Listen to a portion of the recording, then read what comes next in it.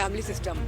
लड़की को शुरू से ही दबाया जाता है, उसको एक सप्रेस क्रिएचर माना जाता है कि तुम लड़कों से कम हो। इस वजह से उसमें हौसला नहीं होता। कोई भी लड़की हमारे पास आती है, चाहे उसको घर में उसके फैमिली से उसको मैरिज का प्रेशर है, उसके हस्बैंड से प्रेशर है, उसको कोई भी उसके वर्क प्लेस पे प्रेशर है, हमारी एनजीओ उसका सपोर्ट करती है, उसके साथ जाती है, उसको हर तरफ से सपोर्ट करती है।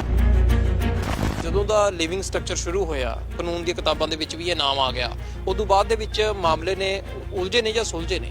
लोगों को उनके अधिकार ही नहीं मालूम, उनको पता ही नहीं कब क्या करना है, वो किस चीज पे उनका हक है। अगर ये सबको पता हो तो न्यायिक ढांचा, सोसाइटी का ढांचा हमारा बिल्कुल सही तरीके से चले। आजकल तो ऐसे ऐसे केसेस आते हैं जहाँ पर हत्या तक हो जाती है, लड़का लड़की की हत्या कर देता है क्योंकि वो लिव इन में रह रहे हैं। दोनों रहते तो यही सोच के कि एंजॉय करेंगे, वक्त अच्छा बीतेगा, पर नहीं, ये धीरे धीरे बात बढ़ के कहीं और ही पहुंच जाती है। लिव इन रिलेशनशिप पर इंडिया में कोई लॉ क्लियर नहीं है। आप जब तक रह रहे हो उसके बाद ब्लैकमेलिंग शुरू हो जाती है। ਇਹ ਘਰੋਂ ਤੋਂ ਬਾਹਰ ਨਿਕਲੀ ਗੱਲ ਕਿ ਮੈਂ ਨਹੀਂ ਵਿਆਹ ਕਰਾਉਣਾ ਹੈਗਾ, ਇਸ ਕਰਕੇ ਪੇਰੈਂਟਸ ਦੇ ਉਲਟ ਹੋ ਕੇ ਖੜ ਗਈਆਂ ਨੇ। हाँ जी बिल्कुल, हमारे पास आती हैं आजकल लड़कियां, शादी नहीं करना चाहती, वो कहते हैं हमें आज़ादी ਹੋਰ पसंद ਕੀ है, ਕਰਨਾ ਚਾਹੁੰਦੀਆਂ ਨੇ? ਉਹ ਲਿਵ ਇਨ ਚ ਰਹਿਣਾ ਚਾਹੁੰਦੀਆਂ ਨੇ। लिव इन में रहती हैं या करना ही नहीं चाहती आजकल। ਇਹਦੀ ਮਨਸ਼ਾ ਕੀ ਹੁੰਦੀ ਹੈਗੀ ਆਖਰਕਾਰ? मेल डोमिनेंट सोसाइटी है सर ये। आदमी हमेशा चाहेगा हर औरत उसकी सुने, जो वो कहता है वो ही करे। अगर वो नहीं करती तो फिर हरासमेंट शुरू हो जाती है, उसे तंग किया जाता है, काम का प्रेशर दिया जाता है। ਜ਼ਿਆਦਾਤਰ ਕੋਈ ਇਹ ਜੇ ਦੇਖੇ ਜਦੋਂ ਇਹੋ ਜਿਹੇ ਮਾਮਲੇ ਸਾਹਮਣੇ ਆਉਂਦੇ ਨੇਗੇ, ਉਹਨਾਂ ਦੇ ਵਿੱਚ ਦੇਖਿਆ ਹੋਵੇ ਵੀ ਕੁੜੀਆਂ ਬਾਅਦ ਚ ਫਿਰ ਰੋਂਦੀਆਂ ਨੇ ਇਸ ਗੱਲੋਂ ਦੇ ਵੀ ਮੈਨੂੰ ਇਹ ਰਹਿਣਾ ਨਹੀਂ ਰਹਿਣਾ ਚਾਹੀਦਾ ਸੀਗਾ। मैक्सिमम केसेस यही होते हैं कि काफी टाइम पास इकट्ठे रह लेते हैं, उसके बाद उनको ये रियलाइज होता है कि हमने टाइम वेस्ट कर दिया। हम दोनों मैरिज, क्योंकि हमारे यहाँ सोसाइटी जो मेल डोमिनेशन है वो एक्सेप्ट नहीं करते। कई लोग तो अपने पेरेंट्स पे मुकदमा कर देते हैं, केस करते हैं कि हमारी लाइफ में इंटरफेयर ना करें। ਇਹੋ ਜਿਹਾ ਹੋਇਆ वैसे ਜਾਂ ਹੁਣ ਸੁਣਨ ਨੂੰ ਹੀ ਹੈ बस? हाँ जी हमारे पास आते हैं ऐसे केस। ਵੀ ਮੁਕੱਦਮਾ ਕਰਨਾ ਹੈ? हाँ जी, ਫਿਰ क्योंकि करवाए ਜਾਂ सुलझाए? कोशिश तो सुलझाने की रहती है, अब कोई माने ही ना तो फिर मुकदमे भी हो जाते हैं। सबसे ज्यादा जो हमारे पास केसेस आते हैं वो डोमेस्टिक वायलेंस के ही आते हैं। हस्बैंड वाइफ को मार रहा है, बच्चे का खर्चा नहीं दे रहा है, उसको छोड़ के चला गया लड़की को, तब वो हमारे पास सबसे ज्यादा आती हैं। लड़की कहती है कि मैं अपना घर बसाना चाहती हूँ, मैं पुलिस के पास नहीं जाना चाहती, मैं फोन कर रही हूँ उसको पिछले 4 दिनों से, लड़के के माँ बाप को, लड़के को भी फोन कर रही है, पर सबने उसके ब्लॉक लगा दिया है। वो कहती मैं कहाँ जाऊँ, अगर मैं पुलिस में जाती हूँ तो मेरा घर टूटता है आज, तो मैं क्या करूँ। ਜੇ ਕਹੀਏ ਕਿ ਮੈਰਿਡ ਲਾਈਫ 'ਚ ਜ਼ਿਆਦਾ ਪ੍ਰੋਬਲਮਸ ਨੇ ਜਾਂ ਅਨਮੈਰਿਡ ਕੁੜੀਆਂ ਵੀ ਇਸੇ ਤਰ੍ਹਾਂ ਦੇ ਨਾਲ ਹੈਗੀਆਂ? मैरिड लाइफ में ज्यादा प्रॉब्लम होती है उसको। उसमें बेसिक जो हमारे पास जैसे मैटर आते हैं उसमें अगर देखा है डोमेस्टिक वायलेंस होता है, जहाँ पर ज्यादातर हस्बैंड जो अल्कोहलिक होते हैं या ड्रग्स अब्यूजर, वहाँ पर वो ज्यादा हैरास होते हैं। ਅਨਮੈਰਿਡ कुड़ियां ਦੇ ਕੀ ਹੋ ਸਕਦੇ ਨੇ issues? Sir work place harassment एक उनमें से एक है। जब लड़की काम करती है तो उसका बॉस, उसके कोलीग उसे हरास करते हैं। ਸਤਿ ਸ਼੍ਰੀ ਅਕਾਲ। ਅੱਜ ਕੱਲ੍ਹ ਦੀ ਦੁਨੀਆ ਦੇ ਵਿੱਚ ਅਸੀਂ ਦੇਖਦੇ ਹਾਂ ਬਹੁਤ ਸਾਰੇ ਐਨਜੀਓ ਚੱਲ ਰਹੇ ਨੇ ਇਸ ਚੀਜ਼ ਨੂੰ ਲੈ ਕੇ ਕਿ ਆਖਰ ਲੋਕਾਂ ਦੀ ਮਦਦ ਕੀਤੀ ਜਾ ਸਕੇ। ਐਨਜੀਓਜ਼ ਨੂੰ ਲੈ ਕੇ ਖੈਰ ਜੇ ਦੇਖਿਆ ਜਾਵੇ ਕਿ ਇੱਕ ਵੱਡੇ ਐਨਜੀਓ ਵਾਲੇ ਨਾਲ ਗੱਲ ਕਰੀ ਸੀ, ਉਹ ਕਹਿੰਦਾ ਸੀਗਾ ਕਿ ਕਈ ਵਾਰ ਲੋਕ ਸਾਨੂੰ ਗਾਲਾਂ ਵੀ ਕੱਢ ਦਿੰਦੇ ਆ। ਖੈਰ ਸਭ ਦਾ ਆਪਦਾ ਢਾਂਚਾ ਹੈਗਾ, ਪਰ ਅੱਜ ਜਿਹੜੀ ਗੱਲ ਕਰਨੀ ਹੈ ਕੁੜੀਆਂ ਨੂੰ ਲੈ ਕੇ, ਮਹਿਲਾਵਾਂ ਨੂੰ ਲੈ ਕੇ, ਆਖਰਕਾਰ ਹਮੇਸ਼ਾ ਰਾਈਟਸ ਨੂੰ ਉਹਨਾਂ ਦੇ ਨੂੰ ਲੈ ਕੇ ਗੱਲ ਹੁੰਦੀ ਹੈ ਕਿ ਆਖਰ ਕਿਸ ਤਰ੍ਹਾਂ ਦੇ ਨਾਲ ਉਹਨਾਂ ਦੀ ਮਦਦ ਕੀਤੀ ਜਾ ਸਕੇ। ਬਹੁਤ ਸਾਰੀਆਂ ਕੁੜੀਆਂ, ਮਹਿਲਾਵਾਂ, ਖਾਸ ਕਰਕੇ ਜੇ ਦੇਖਿਆ ਜਾਵੇ ਅੱਜ ਦੇ ਸਮੇਂ ਦੇ ਵਿੱਚ ਕੁੜੀਆਂ ਦੇ ਨਾਲ ਬਹੁਤ ਸਾਰੇ ਝੂਠ ਫਰੇਬ ਦੇ ਨਾਂ ਤੇ ਜਿਸ ਤਰ੍ਹਾਂ ਦੇ ਨਾਲ ਧੋਖੇ ਹੁੰਦੇ ਨੇ, ਲੋੜ ਪੈ ਜਾਂਦੀ ਹੈ ਕਿ ਆਪਣਾ ਕੋਈ ਬਣੂਗਾ ਬਗਾਨੀ ਥਾਂ ਤੇ ਜਾ ਕੇ। ਸੋਨੀਆ ਜਸਵਾਲ ਨੇ ਸਾਡੇ ਨਾਲ, ਇਹਨਾਂ ਦੇ ਨਾਲ ਗੱਲ ਕਰਾਂਗੇ ਤੇ ਨਾਲ ਹੀ ਕਿਹਾ ਜਾਵੇ ਇਹਨਾਂ ਦੀ ਟੀਮ ਦੇ ਮੈਂਬਰ ਨੇ ਵਕੀਲ ਸਾਹਿਬ, ਉਹਨਾਂ ਨਾਲ ਵੀ ਗੱਲ ਕਰਾਂਗੇ ਕਿਉਂਕਿ ਇਹ ਮਸਲੇ ਜਦੋਂ ਬਣਦੇ ਨੇ ਉਦੋਂ ਕਿਹਾ ਜਾਵੇ ਕਿ ਇੱਕ ਕੁੜੀ ਦੇ ਮਨ ਤੇ ਕੀ ਬੀਤਦੀ ਹੈ ਸਮਝਿਆ ਜਾ ਸਕਦਾ, ਕਿਉਂਕਿ ਉਹਦੇ ਕੋਲ ਆਸੇ-ਪਾਸੇ ਕਈ ਵਾਰ ਘਰ ਦੇ ਵੀ ਸਾਥ ਛੱਡ ਜਾਂਦੇ ਨੇ।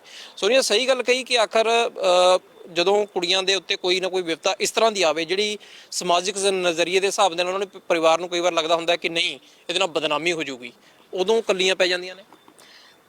बिल्कुल सही कह रहे हैं आप, वो बिल्कुल अकेली हो जाती हैं, वहीं पर हम लोग उनका साथ देते हैं।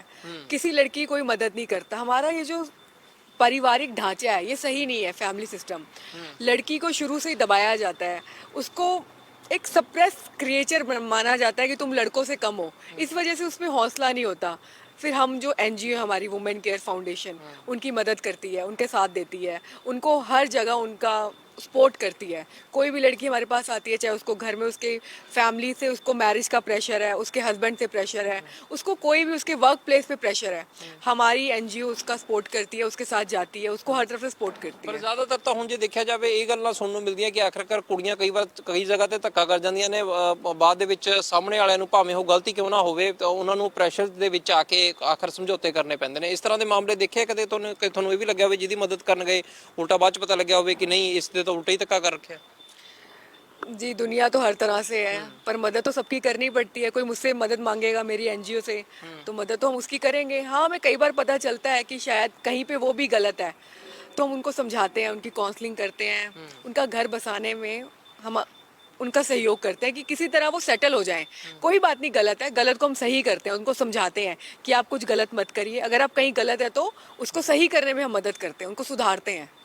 ਤੇ ਜ਼ਿਆਦਾਤਰ ਜੇ ਹੁਣ ਕੁੜੀਆਂ ਨੂੰ ਲੈ ਕੇ ਮਾਮਲਿਆਂ ਦੀ ਗੱਲ ਕੀਤੀ ਜਾਵੇ, ਜਦੋਂ ਦਾ ਲਿਵਿੰਗ ਸਟਰਕਚਰ ਸ਼ੁਰੂ ਹੋਇਆ, ਕਾਨੂੰਨ ਦੀਆਂ ਕਿਤਾਬਾਂ ਦੇ ਵਿੱਚ ਵੀ ਇਹ ਨਾਮ ਆ ਗਿਆ, ਉਦੋਂ ਬਾਅਦ ਦੇ ਵਿੱਚ ਮਾਮਲੇ ਨੇ ਉਲਝੇ ਨੇ ਜਾਂ ਸੁਲਝੇ ਨੇ? उलझे सुलझे तो इसीलिए हैं क्योंकि लोगों को, शायद लड़कियों को स्पेशली, अपने राइट्स नहीं मालूम, अपने नैतिक अधिकार नहीं मालूम।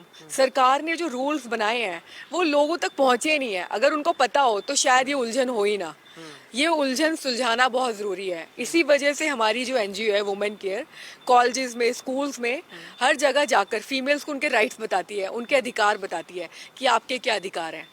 लोगों को उनके अधिकार ही नहीं मालूम, उनको पता ही नहीं कब क्या करना है, वो किस चीज़ पे उनका हक है। अगर ये सबको पता हो तो न्यायिक ढांचा, सोसाइटी का ढांचा हमारा बिल्कुल सही तरीके से चले। ਤੇ ਜ਼ਿਆਦਾ ਮਾਮਲੇ ਆਉਂਦੇ ਕਿਹੋ ਜਿਹੇ ਨੇ? ਜੇ ਕਿਹਾ ਜਾਵੇ ਕਿ ਜ਼ਿਆਦਾਤਰ ਸਮੱਸਿਆ ਕੀ ਦੇਖ ਰਹੇ ਹੋ ਇਸ ਟਾਈਮ ਦੇ ਦੌਰਾਨ, ਜਿਹੜੀ ਸਭ ਤੋਂ ਜ਼ਿਆਦਾ ਜੇ ਦੇਖਿਆ ਜਾਵੇ ਕਾਮਨ ਬਣ ਜਾਂਦੀ ਹੈ, ਜਿਵੇਂ ਆਪਾਂ ਨੂੰ ਲੱਗਦਾ ਵੀ 10 ਚ ਆ ਗਈ 11 ਚ ਆ ਗਈ ਤਾਂ ਕਾਮਨ ਜੀ ਲੱਗਦੀ ਹੈ? सर, मुझे लगता है आजकल फैमिली सिस्टम सही नहीं है। फैमिली, जो एक फैमिली पारिवारिक जिस पे हमारा इंडियन कल्चर, इंडियन सोसाइटी खड़ी है, वो कल्चर ठीक नहीं है सर। वो मतलब आप कह लीजिए वो हिल गया, ढांचा हिल गया है। सबसे ज़्यादा जो हमारे पास केसेस आते हैं वो डोमेस्टिक वायलेंस के ही आते हैं। हस्बैंड वाइफ को मार रहा है, बच्चे का खर्चा नहीं दे रहा है, उसको छोड़ के चला गया लड़की को, तब वो हमारे पास सबसे ज़्यादा आती हैं। ऑब्वियसली एक लड़की बेचारी कहाँ जाए, उसका पति उसे छोड़ के चला गया, माँ बाप को फ़ोन कर रही है, माँ बाप उसका फ़ोन नहीं उठा रहे हैं, वो फिर कहाँ जाए? वो बहुत मजबूर हो जाती है, उसको नहीं समझ आता वो कहाँ जाए। पुलिस में, अब एक आपकी फैमिली लाइफ है, वो पुलिस में जाके अपना घर कोई तोड़ेगी? वो तो चाहेगी कि वो उसका घर जुड़ा ਵਿੱਚੋਂ रहे। ਕੋਈ ਸਮਝਾਉਣ ਵਾਲਾ ਆ ਜੇ। हाँ, कोई समझाने वाला आ जाए, कोई उसको भी समझे, कोई लड़की को भी समझे, उस लड़के को भी समझाए। आज ही हमारे पास एक केस आया गुड़गांव से, उसमें भी यही आपने जो कहा वही था। लड़की कहती है कि मैं अपना घर बसाना चाहती हूँ, मैं पुलिस के पास नहीं जाना चाहती, मैं फ़ोन कर रही हूँ उसको पिछले 4 दिनों से, लड़के के माँ बाप को, लड़के को भी फ़ोन कर रही है, पर सबने उसके ब्लॉक लगा दिया है। वो कहती मैं कहाँ जाऊँ, अगर मैं पुलिस में जाती हूँ तो मेरा घर टूटता है आज, तो मैं क्या करूँ? तो अब हमारी टीम उसके साथ, उससे मिलने के लिए गुड़गांव निकल चुकी है और जल्दी उसका कुछ समाधान किया जाएगा। ਕੁੜੀਆਂ ਜਦੋਂ ਆਉਂਦੀਆਂ ਨੇ ਆਪਦੀਆਂ ਸਮੱਸਿਆਵਾਂ ਪਰੇਸ਼ਾਨੀਆਂ ਲੈ ਕੇ, ਉਹਦੇ ਵਿੱਚ ਕੋਈ ਲੱਗਦਾ ਹੈ ਜੀ ਇਹ ਕਿਸ ਵੀ ਕੋਈ ਸ਼ਾਇਦ ਆਪਾਂ ਅਮੂਮਨ ਜ਼ਿੰਦਗੀ 'ਚ ਸਮਝਦੇ ਆ ਵੀ ਇਹਨਾਂ ਦੇ ਨਾਲ ਤਾਂ ਕੋਈ ਰੌਲੇ ਵਾਲੀ ਗੱਲ ਹੈ ਹੀ ਨਹੀਂ ਗੀ, ਪਰਿਵਾਰਕ ਤੌਰ ਤੇ ਗੱਲਾਂ ਹੁੰਦੀਆਂ ਨੇ, ਕਿਹੋ ਜਿਹੇ ਮਾਮਲੇ ਆਉਂਦੇ ਨੇਗੇ? जो चीज़ें देखने में अच्छी लगती हैं एग्जैक्टली वो अच्छी होती नहीं है। अच्छी अच्छी फ़ोटो डालने से सुख नहीं मिल जाता, जो हंसते चेहरे के पीछे एक दुख ज़रूर होता है। हमारे पास सबसे ज़्यादा केसेस ही ऐसे हैं, मतलब क्या कहूँ मैं आपको। अब आप अपनी ले लीजिए, अब आपकी फैमिली लाइफ मैं नहीं जानती कैसी है, मेरी फैमिली लाइफ आप नहीं जानते कैसी है। जो चीज़ जैसी दिखती है वैसे कभी नहीं होती है। 80% लोग दुखी हैं और उसका सुख में रहने का एक तरीका है कि हर कोई अपने आप को लिमिट करे, एक दूसरे की रिस्पॉन्सिबिलिटी समझे, आप अपने पार्टनर को समझें, उसको क्या चाहिए, उसको कैसे सुख दिया जा सकता है, उसके माँ बाप को कैसे सुख दिया जाए, कैसे अपने बच्चों को पालना है। पर आज की इतनी भागदौड़ भरी जिंदगी में कोई किसी पे ध्यान नहीं देता, हर कोई अपने फ़ोन में बिजी है, एक दूसरे के लिए समय ही नहीं है। जब समय ही नहीं है तो रिश्ते कहाँ से बनेंगे? रिश्ते बनेंगे नहीं तो फिर हमारे पास ही आएंगे। उलझे ਗੁਲ ਸਾਹਿਬ ਦੇਖੀਏ, ਇਹ ਜਿਹੜੇ ਮਸਲੇ ਜਦੋਂ ਘਰੇ ਪਹਿਲਾਂ ਬੜੀ ਛੋਟੀ ਜੀ ਗੱਲ ਹੁੰਦੀ ਆ, ਉਦੋਂ ਬਾਅਦ ਵਾਧਾ ਫਿਰ ਆਉਂਦਾ ਵੀ ਜਦੋਂ ਤੋਂ ਬਾਹਰ ਲੋਕ ਮਦਦ ਕਰਨ ਵਾਸਤੇ ਨਿਕਲਦੇ ਨੇਗੇ ਜਾਂ ਮੰਗਣ ਵਾਸਤੇ ਜਾਂਦੇ ਨੇਗੇ। ਜ਼ਿਆਦਾਤਰ ਜੇ ਦੇਖਿਆ ਜਾਵੇ ਜਿਹੜੀ ਕੁੜੀਆਂ ਦੀ ਗੱਲ ਇਸ ਕਰਕੇ ਆ ਜਾਂਦੀ ਹੈ ਕਿਉਂਕਿ ਜ਼ਿਆਦਾਤਰ ਜੇ ਦੇਖਿਆ ਜਾਂਦਾ ਮਸਲੇ ਨੇ ਜਿਹੜੇ, ਹਾਲਾਂਕਿ ਮਰਦ ਵੀ ਉਨੀ ਪਰੇਸ਼ਾਨ ਨਜ਼ਰ ਆਉਂਦੇ ਨੇ, ਪਰ ਕੁੜੀਆਂ ਨੇ ਜਿਹੜੀਆਂ ਉਹਨਾਂ ਨੂੰ ਲੱਗਦਾ ਕਿ ਆਖਰ ਸ਼ਾਇਦ ਸਾਡੀ ਮਦਦ ਦੇ ਵਾਸਤੇ ਬਹੁਤ ਲਿਮਟਿਡ ਸੋਰਸਿਸ ਨੇਗੇ, ਘੱਟ ਨੇਗੇ। नहीं, ऐसा नहीं है। वो कुड़ियों के राइट्स काफ़ी दिए हुए हैं, उनको अवेयर नहीं, उनके बारे में पता नहीं। और जो छोटे छोटे मसले उनको घर वाले उनको सपोर्ट नहीं करते हैं। जब कोई भी दिक्कत घर में आती है फर्स्ट उनको काउंसलिंग करने की ज़रूरत पड़ती है। वहाँ कोई उस टाइम काउंसलिंग नहीं करते हैं। अगर वहाँ बड़े बुजुर्ग काउंसलिंग करते हैं तो वहाँ पर सॉल्व हो जाते ਵੱਡੇ हैं। ਬਜ਼ੁਰਗ ਨਾਲ ਤਾਂ ਹੁਣ ਖੈਰ ਪਰਿਵਾਰ ਰਹਿ ਹੀ ਨਹੀਂ ਰਹੇ ਹੈਗੇ, ਲੱਗਦਾ ਵੀ ਤਾਈਓ ਪਰੇਸ਼ਾਨੀਆਂ ਵਧ ਗਈਆਂ। नहीं, गांव में आज भी हैं, शहरों में हैं, जो मीडिएटर होते हैं उनके रिलेशन में, उनके रिश्तेदार हैं, वो कर सकते हैं। और जहाँ ऐसा होता है वहाँ सॉल्व, हमारे पास जितने केसेस आते हैं उसमें 80% केसेस हम जब सुनते हो तो उसमें केस ऐसा कुछ नहीं होता। छोटी छोटी इशूज पर लड़कियां आ जाती हैं, हम उनको काउंसलिंग करते हैं, बुलाते हैं तो मैटर सॉल्व हो जाता है। मिसअंडरस्टैंडिंग का दिक्कत आती है। ਇਹ ਜਿਆਦਾ ਜੇ ਕਹੀਏ ਕਿ ਮੈਰਿਡ ਲਾਈਫ 'ਚ ਜ਼ਿਆਦਾ ਪ੍ਰੋਬਲਮਸ ਨੇ ਜਾਂ ਅਨਮੈਰਿਡ ਕੁੜੀਆਂ ਵੀ ਇਸੇ ਤਰ੍ਹਾਂ ਦੇ ਨਾਲ ਹੈਗੀਆਂ ਨੇ? मैरिड लाइफ में ज़्यादा प्रॉब्लम होती है। उसको उसमें बेसिक जो हमारे पास जैसे मैटर आते हैं उसमें अगर देखा है डोमेस्टिक वायलेंस होता है, जहाँ पर ज़्यादातर हस्बैंड जो अल्कोहलिक होते हैं या ड्रग्स अब्यूज, वहाँ पर वो ज़्यादा हैरास होती है क्योंकि उनको मेंटेनेंस नहीं मिलता, उनको पालने के लिए उनको छोटी छोटी बातों पर ताना। और जब जॉइंट फैमिली होती है तो और उनको दिक्कत आता है। अच्छा, ऐसे मैटर वो किसी को बता नहीं पाती, फिर वो डायरेक्ट अगर वकील के पास जाती हैं तो वो गलत हो जाती हैं, अगर वो रिश्तेदारों में बोलती हैं तो उनको ताने मारते हैं। ऐसा उनको एक उनकी जो फैमिली है, मदर फादर या कोई भी, उनको समझाना चाहिए। अगर समझाएं तो मेरे ख्याल से सोसाइटी में काफ़ी हद तक मैटर कम मिले हैं, इतना कुछ है नहीं। ਮੈਡਮ ਅਨਮੈਰਿਡ ਕੁੜੀਆਂ ਦੇ ਕਿਸ ਤਰ੍ਹਾਂ ਦੇ ਇਸ਼ੂਜ਼ ਹੋ ਸਕਦੇ ਨੇਗੇ? ਜੇ ਕਹੀਏ ਕਿ ਜਿਵੇਂ ਇਹ ਤਾਂ ਦੱਸਿਆ ਵੀ ਠੀਕ ਹੈ ਮੈਰਿਡ ਦੇ ਤਾਂ ਹੁੰਦੇ ਆ ਵੀ ਕੋਈ ਪੈਸੇ ਨਹੀਂ ਦੇ ਰਿਹਾ, ਘਰ ਵਾਲਾ ਖਰਚੇ ਵਾਸਤੇ ਨਹੀਂ ਦੇ ਰਿਹਾ, ਜਾਂ ਉਹਨੂੰ ਨਾ ਪੁੱਛ ਨਹੀਂ ਰਿਹਾ, ਛੋਟੀ ਛੋਟੀ ਗੱਲਾਂ ਇਹੋ ਜਿਹੀਆਂ ਹੋ ਜਾਂਦੀਆਂ ਨੇ ਵੀ ਮੈਨੂੰ ਘੱਟ ਪੁੱਛਿਆ, ਆਪਣੀ ਮਾਂ ਕੋਲ ਜ਼ਿਆਦਾ ਰਹਿੰਦਾ, ਇਸ ਤਰ੍ਹਾਂ ਦੇ ਬਹੁਤ ਸੁਣੇ ਨੇ। ਅਨਮੈਰਿਡ ਕੁੜੀਆਂ ਦੇ ਕੀ ਹੋ ਸਕਦੇ ਨੇ issues? Sir work place harassment एक उनमें से एक है। जब लड़की काम करती है तो उसका बॉस, उसके कोलीग उसे हरास करते हैं। वो आप इमोशनली कह लो, सेक्सुअली बोल लो, फिजिकली बोल लीजिए, उनको अब्यूज़ किया जाता है, उनको तंग किया जाता है। जो अनमैरिड लोग हैं वो यहीं पे फंसते हैं। उनको लगता है कि वो सिंगल है, इसको कोई साथ देने वाला नहीं है, चलो इसको तंग करते हैं। फिर वहाँ पे वो लड़की तंग होती है, उसे रोटी तो कमानी है ना, अपना खर्चा पानी तो चाहिए, तो वो उस ऑफिस में काम करती रहती है। लोग उसे दबाने की कोशिश करते ਉਸਦੇ हैं। ਪਿੱਛੇ ਦੀ ਮਨਸ਼ਾ ਕੀ ਹੁੰਦੀ ਹੈਗੀ ਆਖਰਕਾਰ? मेल डोमिनेंट सोसाइटी है सर ये। आदमी हमेशा चाहेगा हर औरत उसकी सुने, जो वो कहता है वो वही करे। अगर वो नहीं करती तो फिर हरासमेंट शुरू हो जाती है, उसे तंग किया जाता है, काम का प्रेशर दिया जाता है, उससे ज़्यादा काम करवाया जाता है, उसे संडेज को भी बोला जाता है आप आके काम करो, टारगेट का प्रेशर दिया जाता है, जो नहीं होना चाहिए। सब लोग बराबर हैं, चाहे वो आदमी है चाहे औरत है, पर फिर भी पता नहीं क्यों ये संसार आज तक हमेशा औरत गुलाम ही समझी जाती है, पैरों की जूती ही समझा जाता है उसे। ਪਰ ਇਹ ਜਿਹੜਾ ਲਿਵਿੰਗ ਵਾਲਾ ਸਟਰਕਚਰ ਹੋਇਆ, ਇਹਦੇ ਨਾਲ ਕੋਈ ਹਾਲਾਤ ਸੁਧਰਦੇ ਦੇਖੇ ਤੁਸੀਂ? ਕਿਉਂਕਿ ਪਹਿਲਾਂ ਜਿਵੇਂ ਦੇਖਦੇ ਸੀਗੇ ਪ੍ਰੇਮੀ ਪ੍ਰੇਮਿਕਾ ਆਪਸ ਦੇ ਵਿੱਚ ਲੜਦੇ ਝਗੜਦੇ ਸੀਗੇ, ਬਹੁਤ ਬੁਰੇ ਅੰਜਾਮ ਤੱਕ ਚੱਲ ਜਾਂਦੇ ਸੀਗੇ। ਇਹਦੇ ਨਾਲ ਕੋਈ ਫਰਕ ਪਿਆ ਇਹ ਸਭ ਚੀਜ਼ਾਂ ਨੂੰ ਲੈ ਕੇ? सर ये जो लिव इन है ये हमारी सोसाइटी के लिए सही नहीं है। हिंदू समाज, हमारा कल्चर लिव इन को सपोर्ट नहीं करता। इवन हमारे पास जितने भी लिव इन के केसेस आते हैं, कहीं भी घर 70% बहुत ही कम केसेस में घर बसा है, क्योंकि वो लोग सोचते हैं कि रिस्पॉन्सिबिलिटी नहीं निभाना चाहते। उनको लगता है हम रिस्पॉन्सिबिलिटी क्यों लें एक दूसरे की। वो रिस्पॉन्सिबिलिटी नहीं लेना चाहते तभी वो लिव इन में रहते हैं। आप किसी से शादी करते हो, आपको उनका खर्चा उठाना पड़ता है, आप अपनी वाइफ का खर्चा उठा रहे हो, पर लिव इन में वो कहते हैं कि नहीं हम दोनों 50-50 करेंगे। ये झगड़े बढ़ते हैं और एक दिन आजकल तो ऐसे ऐसे केसेस आते हैं जहाँ पर हत्या तक हो जाती है, लड़का लड़की की हत्या कर देता है क्योंकि वो लिव इन में रह रहे हैं। कभी शादी के मसले को लेके, कभी खर्चों के मसले को लेके। ਇਹ ਤਾਂ ਬਸ ਇਹ ਕਹਿ ਦਈਏ ਕਿ ਸਿਰਫ ਇੰਜੋਏ ਕਰਨ ਵਾਸਤੇ ਉਹਨਾਂ ਨੇ ਇੱਕ ਪਾਰਟ ਲੱਭਿਆ ਕਿ ਇੰਜੋਏ ਕਰਨਾ, ਇਹਦੇ ਵਿੱਚ ਹੋਰ ਕੁਝ ਨਹੀਂ ਹੈਗਾ ਨਾ। ਮੈਂ तो मेरा रिस्पॉन्सिबिलिटी कोई चक्के ना मैं दूजी दी चक्का। सर शुरू तो एंजॉय से ही होता है, पर रिजल्ट कुछ और निकलते हैं। दोनों रहते तो यही सोच के कि एंजॉय करेंगे, वक्त अच्छा बीतेगा, पर नहीं, ये धीरे धीरे बात बढ़ के कहीं और ही पहुंच जाती है। तो इंसान को थोड़ा दूर की सोच रखनी चाहिए कि इसका आगे जाकर इसका असर क्या होगा उन पे, उनके रिश्तों पे, उनकी मदर फादर पे, उनकी सोसाइटी पे। थोड़ा गहरी सोच होनी चाहिए आज की यंग जनरेशन की जो नहीं है। वो नेटफ्लिक्स से निकल के कुछ उनको अपनी ज़िंदगी के बारे में गहराई से सोचना चाहिए। ਫਿਲਮੀ ਹੋ ਗਏ ਨੇ ਲੋਕ। हाँ जी, सब लोग फिल्मी हो गए आजकल। ਇਹ ਲੱਗਦਾ ਕਿ ਲਿਵਿੰਗ ਨੂੰ ਜਿਵੇਂ ਲੋਕਾਂ ਨੇ ਲਿਆ, ਕੋਰਟਾਂ ਨੇ ਵੀ ਕਹਿਤਾ ਵੀ ਚਲੋ ਠੀਕ ਹੈ, ਪਰ ਇਸ ਜੇ ਕਹੀਏ ਕਿ ਸੋਸ਼ਲੀ ਸਟਰਕਚਰ ਦੇ ਵਿੱਚ ਫਿੱਟ ਬੈਠ ਪਾਇਆ? एक्चुअली ये जो कॉन्सेप्ट है लिव इन रिलेशनशिप, ये फॉरेन से है, यूरोपियन कल्चर है। हमारे इंडिया की सोसाइटी में कभी भी बैठ नहीं सकता, क्योंकि यहाँ पर एक डायमेंशन जो मेंटल वो है वो ये है कि स्ट्रक्चर ये है कि हस्बैंड वाइफ हो सकते हैं। ये जो लिव इन रिलेशनशिप है ये बॉयफ्रेंड गर्लफ्रेंड की तरह ट्रीट है, कभी भी यहाँ स्टेब्लिश नहीं हो सकता। इवन इंडियन का जो लॉ है ये सब कोई क्लियर नहीं है। एक लड़की को राइट नहीं मिलते हैं इस पर, कोई राइट नहीं है। तो आप जब तक रह रहे हो, जब आप अलग होना चाहते हो जाते हैं, बट इसका रिजल्ट ये आता है जब वो रहते काफ़ी टाइम तक तो उनमें अटैचमेंट ये बढ़ जाती, फिर कुछ केसेस दिल्ली की तरह या अदरवाइज केसेस आने ऐसे हो जाते हैं। ਤੇ ਜ਼ਿਆਦਾਤਰ ਕੋਈ ਇਹ ਜੇ ਦੇਖੇ ਜਦੋਂ ਇਹੋ ਜਿਹੇ ਮਾਮਲੇ ਸਾਹਮਣੇ ਆਉਂਦੇ ਨੇਗੇ ਉਹਨਾਂ ਦੇ ਵਿੱਚ ਦੇਖਿਆ ਹੋਵੇ ਵੀ ਕੁੜੀਆਂ ਬਾਅਦ 'ਚ ਫਿਰ ਰੋਂਦੀਆਂ ਨੇ ਇਸ ਗੱਲੋਂ ਦੇ ਵੀ ਮੈਨੂੰ ਇਹ ਨਹੀਂ ਰਹਿਣਾ ਚਾਹੀਦਾ ਸੀਗਾ। ਕਈ ਵਾਰ ਮੁੰਡੇ ਵੀ ਇਸ ਗੱਲੋਂ ਪਰੇਸ਼ਾਨ ਨਜ਼ਰ ਆਉਂਦੇ ਨੇ ਵੀ ਆਖਰਕਾਰ मैं क्यों इस तरह का डिसीजन लिया। हाँ, काफ़ी केसेस आते हैं उसमें। मैक्सिमम केसेस यही होते हैं कि काफ़ी टाइम पास इकट्ठे रह लेते हैं, उसके बाद उनको ये रियलाइज होता है कि हमने टाइम वेस्ट कर दिया। हम दोनों मैरिज, क्योंकि हमारे यहाँ सोसाइटी जो मेल डोमिनेशन है वो एक्सेप्ट नहीं करते, फिर वो अवॉइड करते हैं एक दूसरे को। अवॉइड के चक्कर में फिर केस कई कोर्टों तक जाते हैं, धक्के खाते हैं, कई पुलिस में, कई ਲਿਵਿੰਗ ਦੇ ਵਿੱਚ ਇੱਕ ਛੋਟਾ ਜਿਹਾ ਸਮਝਾਇਓ ਇਹ ਚੀਜ਼। ਲਿਵਿੰਗ ਦੇ ਵਿੱਚ ਕੀ ਰਾਈਟਸ ਕੀ ਨੇਗੇ? ਜਿੰਨਾ ਚਿਰ ਤੁਸੀਂ ਰਹਿ ਰਹੇ ਹੋ ਠੀਕ ਹੈ, ਉਦੋਂ ਬਾਅਦ ਦੇ ਵਿੱਚ ਕੋਈ ਨਾ ਕੋਈ ਇੱਕ ਸ਼ਖਸ ਤੁਹਾਡੇ ਜੇ ਤਾਂ ਰਜ਼ਾਮੰਦੀ ਨਾਲ ਪਰੇ ਦੋਨੇ ਸਾਈਡ ਤੇ ਹੋ ਗਏ ਫਿਰ ਤਾਂ ਗੱਲ ਠੀਕ ਹੈ। ਜੇ ਕਿਸੇ ਇੱਕ ਨੇ ਵੀ ਰੌਲਾ ਪਾ ਲਿਆ ਉਹਦੇ ਵਿੱਚ ਫਿਰ ਰਾਈਟ ਕੋਈ ਰਹਿੰਦੇ ਨੇ ਖੁਦ ਦੇ, ਜਾਂ ਬਸ ਇਹ ਹੈ ਵੀ ਜੋ ਸਾਹਮਣੇ ਵਾਲੇ ਨੇ ਕਹਿਤਾ ਫਿਰ ਤੁਸੀਂ ਇੱਕ ਬਗਾਨੇ ਦੇ ਵਾਂਗੂ ਉਹਨੂੰ ਡੀਲ ਕਰੋਗੇ? लिव इन रिलेशनशिप पर इंडिया में कोई लॉ क्लियर नहीं है। आप जब तक रह रहे हो उसके बाद ब्लैकमेलिंग शुरू हो जाती। कुड़ियाँ उन पर पर्चे पवाने के ब्लैकमेलिंग देकर मैरिज अगर नहीं करो तो मैं रेप का पर्चा या जो भी एक्सटॉर्ट करना, लड़के अवॉइड करते उनको। फिर यही होता है, इसमें कोई एंड नहीं है, इसका कोई लॉ नहीं है। आप कोई भी केस आप नहीं कर सकते। हाँ, अगर बच्चे वगैरह हो जाते हैं तो उस पर लॉ है, लेजिटिमेट है, वो कल को कर सकते हैं। ਇਹਦੇ 'ਚ ਕਦੇ ਆਉਂਦਾ ਵੀ ਕੁੜੀਆਂ ਫਿਲਮਾਂ 'ਚ ਤਾਂ ਬਹੁਤ ਸੁਣਦੇ ਆਂਗੇ, ਆਪਾਂ ਦੇਖਦੇ ਰਹਿੰਦੇ ਆਂਗੇ, ਖੈਰ ਘਰਾਂ ਦੇ ਵਿੱਚ ਵੀ ਦੇਖਦੇ ਆਂ, ਇਹ ਘਰੋਂ ਤੋਂ ਬਾਹਰ ਨਿਕਲੀ ਗੱਲ ਕਿ ਮੈਂ ਨਹੀਂ ਵਿਆਹ ਕਰਾਉਣਾ ਹੈਗਾ ਇਸ ਕਰਕੇ ਪੇਰੈਂट्स ਦੇ ਉਲਟ ਹੋ ਕੇ ਖੜ ਗਈਆਂ ਨੇ? हाँ जी बिल्कुल, हमारे पास आती हैं। आजकल लड़कियां शादी नहीं करना चाहती, वो कहते हैं हमें आज़ादी ਹੋਰ पसंद ਕੀ है। ਕਰਨਾ ਚਾਹੁੰਦੀਆਂ ਨੇ? ਉਹ ਲਿਵ ਇਨ 'ਚ ਰਹਿਣਾ ਚਾਹੁੰਦੀਆਂ ਨੇ? लिव इन में रहती हैं या करना ही नहीं चाहती। आजकल अकेले रहने का कंसेप्ट बढ़ गया है, लोग शादी को अच्छा नहीं समझते, उनको आज़ादी बहुत पसंद है।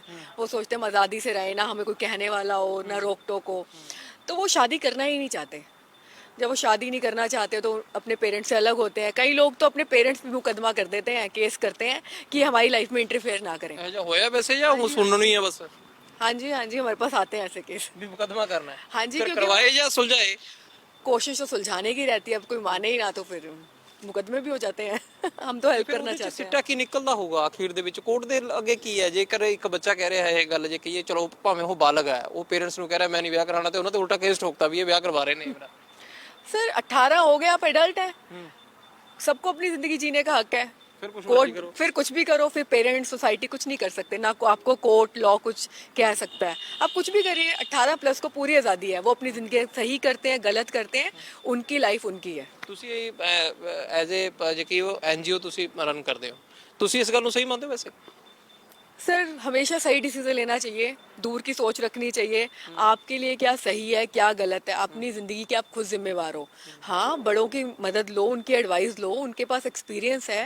अगर आपके माँ बाप, आपके रिश्तेदार, अगर आपकी दादी नानी आपको अपना एक्सपीरियंस दे रहे हैं तो आपको लेना चाहिए, उनकी बातों को समझना चाहिए।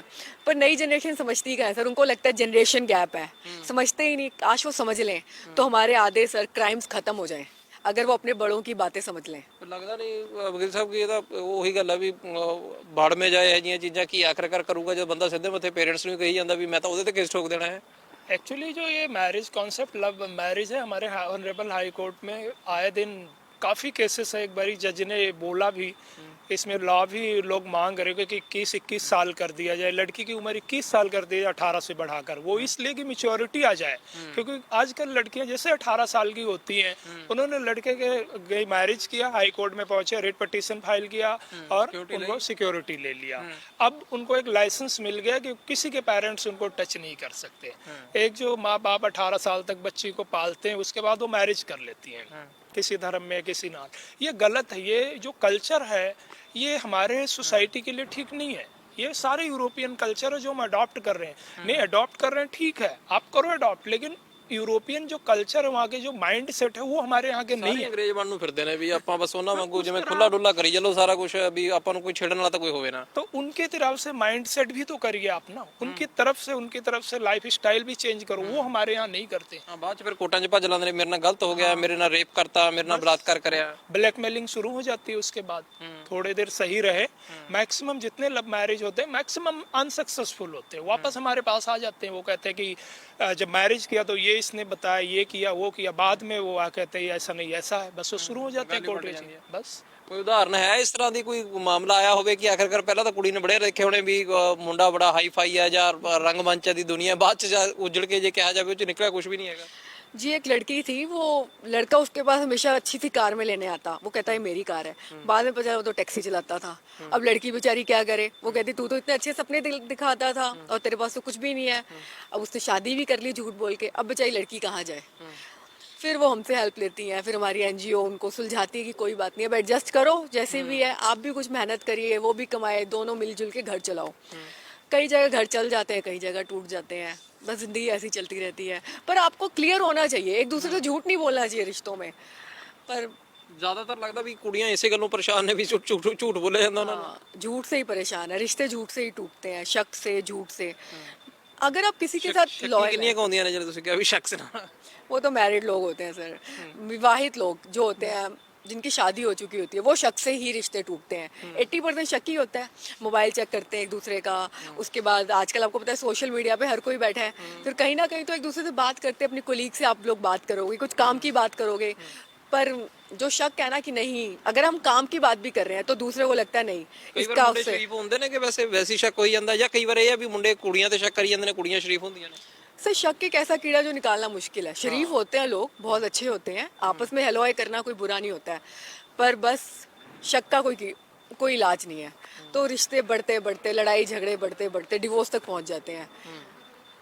पर होना नहीं चाहिए ना सर, एक दूसरे पर भरोसा है, रिश्ते की बुनियादी भरोसा है। आपको एक दूसरे का बैठ के अंडरस्टैंडिंग के साथ कोई भी गलत फहमी है तो आपको ठीक करनी चाहिए, तो रिश्ते सुलझ जाते हैं, कहीं पर शक भी हो। ਸਕੂਲ ਕਾਲਜ ਚ ਤਾਂ ਚਲੋ ਫਿਰ ਵੀ ਕਹੀਏ ਕਿ 18 ਸਾਲ ਤੱਕ ਤੇ ਕੁੜੀਆਂ ਕੋਈ ਕੋਰਸ ਵੂਰਸ ਕਰਦੇ ਹੋਏ ਕਈ 18 ਸਾਲ ਤੱਕ ਦੀਆਂ ਹੋ ਜਾਂਦੀਆਂ ਨੇ। ਜਿਹੜੇ ਸਕੂਲ ਲਾਈਫ ਦੀ ਕੁੜੀਆਂ ਵੀ ਹੈਗੀਆਂ ਨੇ ਕਿ ਇਸ ਜੇ ਕਹੀਏ ਇਸ ਸਟਰਕਚਰ ਚ ਵੀ ਪਿਆਰ ਵਾਲੇ ਕੰਮ ਚ ਪੈ ਗਈਆਂ ਤੇ ਫਿਰ ਪਰੇਸ਼ਾਨ ਹੋ ਗਈਆਂ, ਜਾਂ ਤੁਹਾਡੇ ਕੋਲ ਕੋਈ ਆਈ ਹੋਵੇ ਤੁਹਾਡੇ ਸੰਪਰਕ ਚ।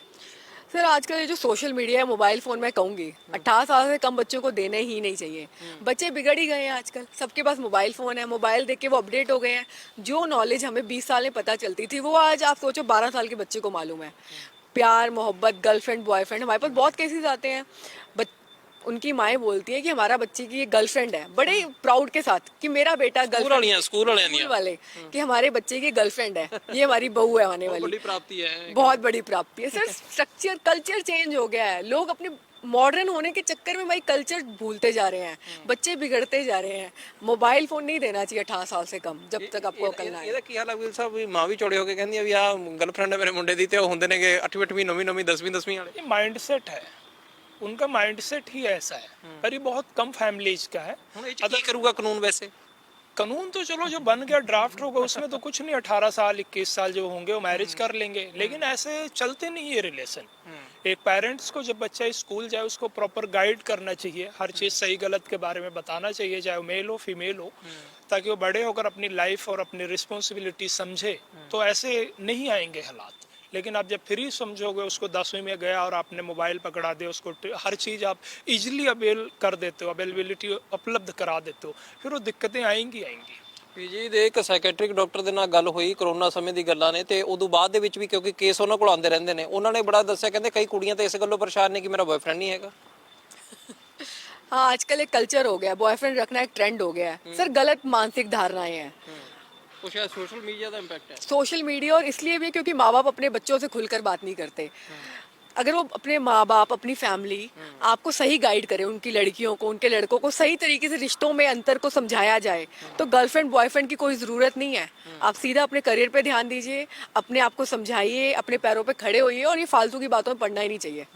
पर ये सोसाइटी है, माँ बाप ढंग से समझाते ही नहीं, आसपास का माहौल उनको खराब कर रहा है। ਤਾਈਓ ਕਰਕੇ ਫਿਰ ਤੁਹਾਡੀ ਐਨਜੀਓ, ਤੁਹਾਡੇ ਵਰਗੇ ਦੀ ਐਨਜੀਓ ਦੀ ਲੋੜ ਪੈਂਦੀ ਹੈ ਵੀ ਅਗਰ ਕਿਤੇ ਹੋ ਆਪਣੇ ਤੋਂ ਨਹੀਂ ਤਾਂ ਕਿਸੇ ਬਗਾਨੇ ਤੋਂ ਸਮਝਣਾ ਉਹਨਾਂ ਨੇ ਯਾਰ। हम तो सर सबकी मदद ही करना चाहते हैं, पर अब कोई मदद, एनजीओ हमारी मदद करने के लिए, कोई मदद मांगने आता है तो हमारी एनजीओ मदद करती है, पर सोसाइटी को अगर इंसान की फैमिली स्ट्रक्चर सही हो ना, तो उनको हमारी ज़रूरत पड़े ही ना। सारी प्रॉब्लम्स एक परिवार से शुरू होती हैं। आजकल परिवार में माँ बाप अपने बच्चों को टाइम नहीं देते, जब टाइम नहीं देंगे तो आप उनको समझते नहीं, बच्चे बाहर सहारा ढूंढते हैं। तो सर ये घर से ही प्रॉब्लम शुरू है। ਚਲੋ ਵਕੀਲ ਸਾਹਿਬ ਨਾਲ ਤਾਂ ਮੈਂ ਇੱਕ ਲਾਸਟ ਗੱਲ ਬਾਅਦ ਚ ਕਰੂੰ। ਤੁਸੀਂ ਫਿਰੋਜ਼ਪੁਰ ਤੋਂ ਆ ਕੇ ਉਰੇ ਇਹ ਕੀ ਕੰਮ ਸ਼ੁਰੂ ਕਰਿਆ? ਤੁਸੀਂ ਆਪਦੇ ਕੰਮ ਕਿਤੇ ਚ ਨਹੀਂ ਬਿਜ਼ੀ ਹੋਏ ਹੈਗੇ? ਉਰੇ ਤਾਂ ਲਾਈਫ ਇੰਨੀ ਬਿਜ਼ੀ ਹੈ, ਇੱਕ ਦੂਜੇ ਕੰਨੀ ਧਿਆਨ ਨਹੀਂ ਦਿੰਦੇ ਲੋਕ। हमें बहुत शुरुआत किਵੇਂ करी? मेरी एक फ्रेंड थी, उनके क्या हुआ, उनके हस्बैंड ने उनको रात को घर से बाहर निकाल दिया, आपस में लड़ाई झगड़ा करके घर का दरवाजा बंद कर लिया। अब बेचारी अपने 2 बच्चों के साथ कहाँ जाए, तो वो मेरे घर में आई। उधर से हमने बस 2 महीने पुलिस के चक्कर लगाए। पुलिस ने कहा हम कुछ नहीं कर सकते, क्योंकि आप एक विवाहित औरत है, आप कोर्ट में जाइए। अब बेचारी जिसके पास पैसे नहीं, वो कोर्ट में कैसे जाए? वकीलों की फीसें 50,000 लाख रुपए से कोई कम नहीं होती। फिर हमने उनका पूरा साथ दिया, मतलब तब तो मैंने एज अ फ्रेंड उसकी 2 महीने पुलिस के चक्कर लगाए। उसके हस्बैंड से बात की कि आप किसी तरह मिल जाइए, आपस में रहिए, बच्चों का फ्यूचर खराब मत करिए, पर कुछ निष्कर्ष नहीं निकला। फिर हमने एंड में कोर्ट केस किया। जब मैं कोर्ट केस गई तो वहाँ तो पूरा का पूरा ढेर लगा हुआ। फीमेल्स इतनी परेशान है अपने पति से, कोई मार रहा है, कोई पीट रहा है, कोई किस वे से हरास कर रहा है। फिर हमने सोचा कि हम दूसरों की मदद करनी चाहिए, और हमने ये NGO का आइडिया निकाला। ਲੱਗਦਾ ਬੰਦੇ ਵੀ ਉਹਨੇ ਪਰੇਸ਼ਾਨ ਨੇ ਯਾਰ, ਕਈ ਤਾਂ ਬਹੁਤ ਪਿੱਟਦੇ ਨੇ, ਕਹਿੰਦੇ ਅਗਰ ਇਹ ਹੁਣ ਮੈਂ ਇਹਨਾਂ ਦੇ ਤਾਂ ਕਹਿ ਰਿਹਾ ਕਿ ਕਹਿੰਦੇ ਕਈ NGO ਵਾਲੇ ਧੱਕੇ ਨਾਲ ਜਾ ਕੇ ਪਰਚੇ ਕਰਾ ਜਾਂਦੇ ਨੇ, ਬਾਅਦ ਦੇ ਵਿੱਚ ਸਾਨੂੰ ਛੁੱਟਣਾ ਔਖਾ ਹੋ ਜਾਂਦਾ। नहीं ऐसा हाँ हो सकता है, कई होते हैं, फर्जी पर्चे भी होते हैं, लेकिन मैं यही कहूँगा एज ए लीगल कि जो भी कभी भी कंप्लेंटें जाती है तो पुलिस की भी ड्यूटी पड़ती है, उसको वेरीफाई करिए, फैक्ट देखिए, क्योंकि कई बार लड़कियाँ भी झूठ होती हैं, लड़के भी झूठ होते हैं। मैक्सिमम 50% केस आजकल जो सोसाइटी में हो रहे हैं फालसी हो रहे हैं, तो आप उसको फैक्ट वेरीफाई करके जो भी गलत है उसके खिलाफ आप मुकदमा दर्ज करिए। ਬਿਲਕੁਲ ਲੋੜ ਤਾਂ ਮਸਲੀ ਹੈ, ਜਿਵੇਂ ਕਿਹਾ ਸੋਨੀਆ ਨੇ ਕਿ ਫੈਮਿਲੀ ਸਟਰਕਚਰ ਜੇ ਠੀਕ ਹੋ ਜੇ ਤਾਂ ਪਰਿਵਾਰਕ ਤੌਰ ਤੇ ਲੋਕ ਗੱਲਾਂ ਸਮਝ ਸਕਦੇ ਨੇ, ਆਪਦੇ ਮਸਲੇ ਘਰ ਹੀ ਨਿਬੜ ਸਕਦੇ ਨੇ। ਪਰ ਗੱਲ ਇਹ ਹੈ ਵੀ ਫਿਰ ਕੋਟਾ ਚੱਲਣੀ ਹੈ ਕਿਵੇਂ, ਤੇ ਕਿਉਂਕਿ ਲੋਕ ਅੱਜ ਈਗੋ ਇੰਨੀ ਜ਼ਿਆਦਾ ਹੈ ਕਿ ਕੋਈ ਦੂਜਾ ਬੰਦਾ ਸਮਝਣ ਨੂੰ ਤਿਆਰ ਨਹੀਂ ਕਿ ਆਖਰਕਾਰ ਮੈਂ ਗਲਤ ਹਾਂ ਤਾਂ ਠੀਕ ਹੈ, ਇੱਕ ਵਾਰੀ ਮਸਲਾ ਨਿਬੇੜੀਏ, ਬਲਕਿ ਉਦੋਂ ਜ਼ਿਆਦਾ ਵੱਧਦਾ ਜਾਂਦਾ ਹੈ।